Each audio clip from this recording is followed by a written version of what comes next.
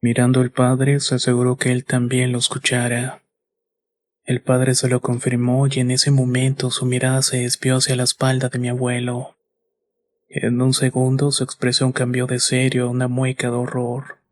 Con la mano temblorosa señaló hacia algo mientras balbuceaba como intentando decir algo. Mi abuelo, consternado por la mirada del sacerdote, no se atrevió a voltear. Apretó los ojos y escuchó al sacerdote decir con la voz temblorosa: Dios mío, Dios mío. Mi abuelo giró lentamente hacia el altar y lo que vio nunca se lo ha podido quitar de la cabeza. En la cruz, el Cristo crucificado había perdido la cabeza, y en su lugar estaba la de un burro sonriendo, respirando como un ser vivo. El padre corrió tropezones hacia una esquina de la iglesia y trajo un recipiente lleno de agua bendita. Comenzó a lanzar agua bendita a la figura profanada del Cristo con las hojas de una planta y gritando con fuerza: largo de aquí, te lo ordeno. Las risas de aquel ser no paraban y llegó al punto donde al sacerdote se le agotaron las fuerzas, y como si el alma abandonara su cuerpo cayó rendido al suelo. Dio un último grito de dolor con una expresión desfigurada en el rostro, antes de desplomarse por completo. Mi abuelo se acercó al padre para intentar levantarlo como pudiera, pero para él fue claro de que no estaba vivo. Entonces una vez más este ser comenzó a hablarle: abandonar a tu familia, Basilio. Eso es lo que quieres. No respondió mi abuelo. ¿Qué es lo que quieres? Quiero que te alejes de mí, respondió mi abuelo. Sufren, Basilio. Tu familia sufre. Eso es lo que quieres. Harto de la voz, buscó un arma en sus pantalones y se decidió a disparar a la estatua. Pero cuando levantó de nuevo la mirada, él había vuelto a la normalidad. En la entrada un joven lo descubrió apuntando el arma y gritó a todo pulmón: Aquí está el que salió de la casa de don Santiago. Mi abuelo recordó que olvidó cerrar la puerta principal y salió por otra que estaba a los costados. Mientras se escabullía por los callejones entre las casas, intentó cubrirse el rostro con un chullo para que no lo reconocieran. Cuando llegó a la calle, encontró a un joven dándole de comer a su caballo. Según mi abuelo, el muchacho se veía agradable y con mucha pena hizo lo que tenía que hacer. Corrió hacia el joven y le dio un fuerte golpe en la cabeza que lo dejó inconsciente en el suelo. Intentó calmar el caballo para montarlo y vio que se acercaba el grupo que lo estaba persiguiendo. Algunos iban montando a caballo y otros a pie. Logró subirse y de un golpe echó al caballo fuera del camino, pensando que podía perderlos en la oscuridad. A pesar de que estuvo así por un gran trecho, alcanzaba a ver algunas luces persiguiéndolo. Eso no le importó. Sin voltear continuó hasta que ninguna luz fuera visible. Ya cansado, avanzó bajo la lluvia que lo comenzaba a arreciar. Eso era soportable siempre y cuando no apareciera el burro. Lo único que deseaba era descansar, pero para su mala suerte volvió a escuchar esa risa que provenía de todas partes al mismo tiempo. Luego unos pasos de pezuñas se acercaban hasta pararse enfrente de él. Cuando mi abuelo alzó la cabeza, vio un burro común y corriente que lo estaba mirando. Por un momento no supo qué pensar hasta que el animal abrió el hocico y dijo: Has abandonado tu familia, Basilio. Eso es lo que quieres. Mi abuelo ya estaba cansado de todo y lo único que le dijo fue: No, a ti ya se te acabó el tiempo, Basilio. Ahora que ha terminado, dime, ¿qué es lo que quieres? Entonces mi abuelo sin dudarlo respondió: Quiero salvarlas, quiero atrapar esos malnacidos. Bien, bien. ¿Qué más quieres, Basilio? Quiero atraparlos, prosiguió mi abuelo, que paguen por todo lo que hicieron. Quiero que sufran como hicieron sufrir a mi esposa y a mi hija. Bien, Basilio, dijo el animal, confía en mí, cierra los ojos. Mi abuelo obedeció y cerró los ojos y golpeó el caballo para que avanzara. Él me llegó a decir que en un segundo sus fuerzas se habían repuesto y el sueño se iba disipando poco a poco. Se sentía tan vivo que hasta el miedo se le había ido. Ya no tenía duda de lo que iba a hacer y tampoco dudaba qué hacer. Siguió avanzando con los ojos cerrados, confiando en la palabra de aquel ser, dejando llevarse por el caballo que había empezado a correr a gran velocidad por la llanura. Permaneció en ese modo en un tiempo que le pareció la eternidad, pero al final valió la pena. En un punto sintió que el caballo pisaba una tierra distinta y familiar. Era el terreno pedregoso de los alrededores de su pueblo. Desde ahí pudo guiar solo al caballo hasta su casa sin abrir los ojos como le había ordenado el burro. Se apeó y caminó alrededor de su hogar esperando algún sonido que delatara a los hermanos Fernández. Se acercó a la puerta trasera y pegó la oreja a la puerta. Logró escuchar unos pasos moviéndose despacio por la casa. Reuniendo coraje abrió la puerta y la aventó contra la pared. Apuntó hacia lo primero que vio moverse, pero se dio cuenta que era su esposa preparando la cena. Ella, que era difícil de sorprender, se sobresaltó un poco al ver el arma apuntándole. Mi abuelo la bajó al instante y le preguntó si estaba bien, que dónde estaba Lucía al decir su hija y también los hermanos Fernández. Ella no comprendía, solo intentaba tranquilizarlo. Mi abuela, aún cerrando los ojos, le contaba lo que había vivido entre llantos. Entonces se escuchó el galopar de los frenéticos caballos aproximándose a gran velocidad. Corrió a la puerta, recargó el arma, sabiendo perfectamente de quién se trataba.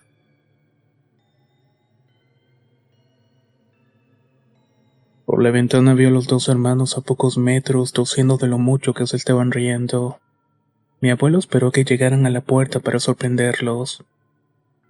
Uno de los hermanos tocó y gritó: «Lucía, ¿estás despierta?». Solo con eso mi abuelo salió de un golpe apuntándole su arma. Daniel estaba aterrado. «¿Qué querías decirle a mi hija infeliz?», le dijo sin dejar de apuntarle. «Don, ¿cómo está? Qué alegría verlo bien», dijo Roberto. «Nosotros solamente estábamos bromeando, ¿verdad, Daniel?». Daniel, que era el que más cerca estaba del arma, no decía palabra alguna, solamente asentía. Mi abuelo, con los ojos cerrados, se acercó a ellos y los hizo avanzar hasta la mitad de la calle. «Arrodíllense aquí, demonios». Los hermanos se arrodillaron y comenzaron a llorar. Varios vecinos salieron a ver por las ventanas lo que estaba pasando. María, al ver lo que estaba a punto de acontecer, intentó razonar con mi abuelo. Le decía que solamente era un par de niños que no sabían lo que estaban haciendo. Pero mi abuelo no dejaba de apuntarle las cabezas. Contaba mi abuelo que en ese momento no escuchaba nada. Era como si hubiera algo dentro de él. Quería matar a los dos, pero algo lo detuvo. No supo decir si fue su esposa, a sus espaldas o los lloriqueos de los Fernández. Sea como sea, se alegraba de no haberse manchado las manos. Le aterraba pensar que hubiera sido de él si hubiera hecho lo contrario. Por fin mi abuelo abrió los ojos y estuvo consciente de lo que estaba pasando. Me contaba que en el momento que abrió los ojos sintió como si estuviera a punto de morir. La culpa lo inundó y comprendió cuál era la verdadera intención del demonio, y hasta qué punto lo había rebajado. Cansado de todo, se dejó caer en el suelo y no recordaba más de lo que pasó esa noche. Los días siguieron y pasaron con normalidad. Pasó los primeros días encerrados en su habitación, postrado en su cama, al cuidado de su esposa e hija. Aunque había intentado contar lo que había pasado, ellas cambiaban el tema de conversación o se retiraban simplemente.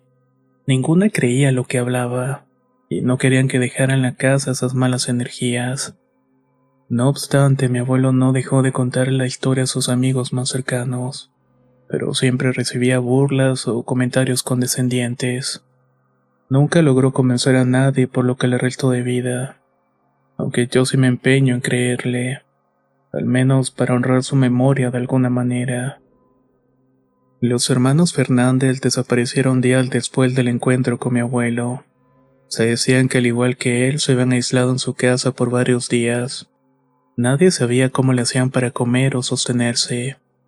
Un día el padre de los muchachos los visitó de improviso. No se había enterado de los rumores que se corrían de los dos que eran delincuentes. Cuando no los encontró dentro, llamó a las autoridades locales, las cuales eran casi inexistentes en esos tiempos.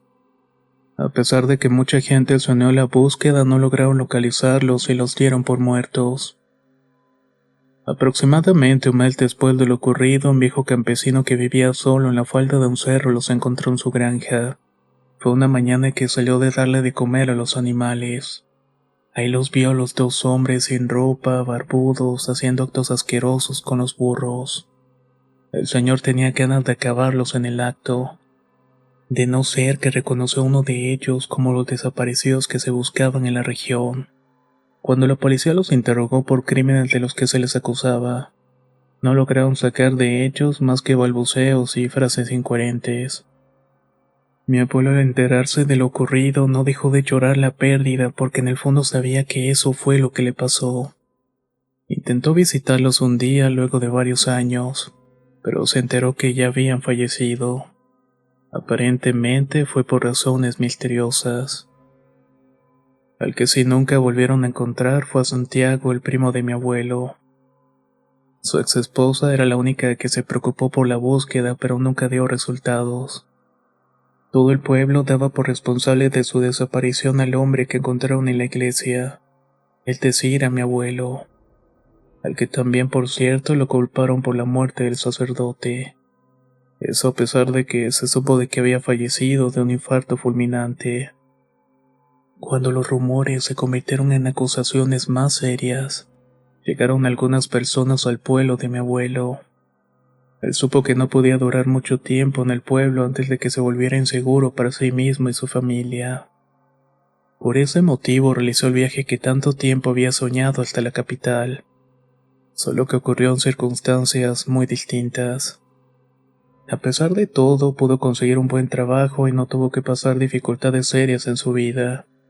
Se convirtió al cristianismo y, como mencioné antes, nunca dejó de contar esta historia. Cuando estuvo libre de las acusaciones en su contra, llegó a tener a varios hijos. Creo que yo soy el último que llegó a contarle esta historia por voz propia. Por eso he querido plasmarla en este relato para ustedes. Antes de que falleciera, nos pidió a mí y a sus hijos que no le quitáramos por nada del mundo el crucifijo que llevaba consigo colgado en el cuello. Lo único que yo espero es que haya encontrado la paz. El recuerdo de ese burro, aunque él lo contara con humor, sé que le dejó una cicatriz tan profunda que nunca llegó a sanar por completo. Espero que ese demonio siga escondido en lo más recóndito de la sierra peruana y no vuelva a atormentar a ninguna persona buena y honrada. Espero que les gustara esta historia. Muchas gracias por su atención y por su tiempo.